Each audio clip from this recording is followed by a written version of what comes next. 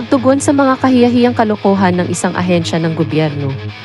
Ang dating iginagalang na institusyon ay naging katatawanan na nagpoprotekta sa mapanlinlang na sindikato ng Pogo na salot sa ating lipunan.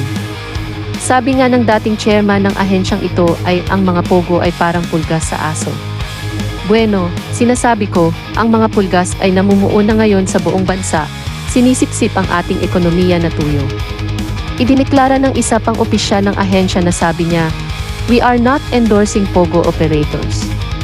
Ngunit action speaks louder than words dahil pinahintulutan nila ang makulimlim na mga negosyong ito na umunlad ng hindi napigilan. Mga kababayan, kailangan nating humingi ng pananagutan sa ahensyang ito at sa mga kasabwat sa pambansang Krabes na ito.